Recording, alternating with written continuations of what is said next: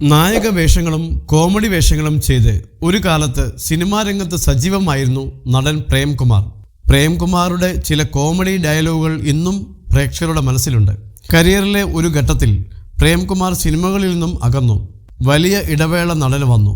Cinema ലോകത്തിൻ്റെ ഒഴുക്കിനൊപ്പം പോകാൻ പറ്റാത്തത് തന്നെ ബാധിച്ചിട്ടുണ്ടെന്ന് മുമ്പൊരിക്കൽ പ്രേംകുമാർ തുറന്നു പറഞ്ഞിട്ടുണ്ട്. ഇപ്പോഴിതാ നഷ്ടപ്പെട്ട അവസരങ്ങളെക്കുറിച്ച് സംസാരിക്കുകയാണ് പ്രേംകുമാർ. മനോരമ ന്യൂസുമായുള്ള അഭിമുഖത്തിലാണ് നടൻ മനസ്സ് തുറന്നത്. ആഗ്രഹിച്ചതിനും അപ്പുറമാണ് കരിയറിൽ എനിക്ക് ലഭിച്ചത്. 150ഓളം സിനിമകളിൽ അഭിനയിക്കാൻ പറ്റി. അതിൽ നായക കഥാപാത്രങ്ങളും ചെയ്തു. കഴക്കൂട്ടം എന്ന നാട്ടിൻ പുറത്തുള്ള ആൾക്ക് സിനിമയിൽ വന്ന് ഇത്രയും കഥാപാത്രങ്ങൾ ചെയ്യാൻ പറ്റി. നാടകത്തിൽ എത്രയോ മഹാനടന്മാരെ ഞാൻ കണ്ടിട്ടുണ്ട്, എന്നേക്കാൾ സുന്ദരന്മാരെയും കഴിവുള്ളവരെയും. അവർക്കൊന്നും കിട്ടാത്ത അവസരം കിട്ടുമ്പോൾ അതിന് ദൈവത്തോട് നന്ദി പറയുന്നു.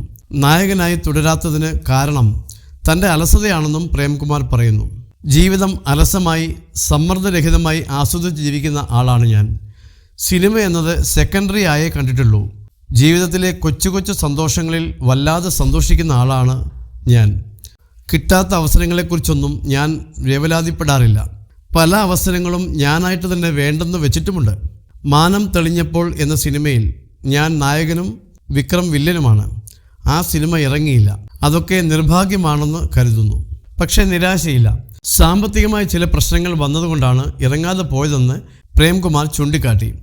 തന്നെ നായകനാക്കി PA ബക്കർ സംവിധാനം ചെയ്യാനിരുന്ന സഖാവ് എന്ന സിനിമ നടക്കാതെ പോയതിൽ വിഷമം തോന്നിയെന്ന് പ്രേംകുമാർ പറയുന്നു.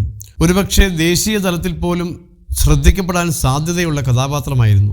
സഖാവ് കൃഷ്ണപിള്ള എന്നത് ഭാവനയിൽ രൂപപ്പെട്ട കഥാപാത്രമല്ല, ഇവിടെ ജീവിച്ചിരുന്ന മനുഷ്യനാണ്. വലിയൊരു കഥാപാത്രമായിരുന്നു. P. കൃഷ്ണപിള്ളയായി തന്നെ മാറ്റാൻ ഏറെ ശ്രമിച്ചു. പട്ടിണി കിടന്നു എന്ന് തന്നെ പറയാം. വളരെ മെലിഞ്ഞ രൂപമായിരുന്നു സഖാവിൻ്റേത്.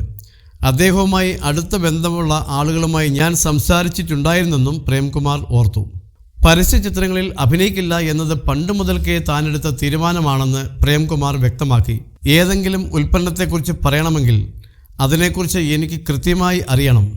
ഈ സോപ്പ് ഉപയോഗിച്ചാൽ നിങ്ങളുടെ ചൊറി മാറുമെന്ന് പറയണമെങ്കിൽ ആദ്യം എനിക്ക് ചൊറി വരികയും ആ സോപ്പ് ഉപയോഗിച്ച് ചൊറി മാറിയെന്ന് എനിക്ക് ബോധ്യപ്പെടുകയും വേണം. അല്ലാതെ ഹൃദയത്തോട് ചേർത്ത് വെച്ച ജനതയോട് എൻ്റെ മനസാക്ഷിയെ വഞ്ചിച്ച് സംസാരിക്കാൻ പറ്റില്ല. കാശ് എത്ര തന്നാലും ചെയ്യില്ല. സമൂഹത്തോടുള്ള എൻ്റെ പ്രതിബദ്ധത കൂടിയാണിത്. പണമുണ്ടാക്കാൻ മാത്രമാണെങ്കിൽ കുറേ സിനിമകളിൽ ഒരു കാലത്ത് അഭിനയിക്കാമായിരുന്നു. കുടുംബ ബന്ധങ്ങളെ ശിഥിലമാക്കുന്ന സീരിയലുകളിൽ അഭിനയിക്കാനില്ല. ചില സീരിയലുകൾ എൻഡോസൾഫാനെ പോലെ അപകടകരമാണെന്നും പ്രേംകുമാർ അഭിപ്രായപ്പെട്ടു.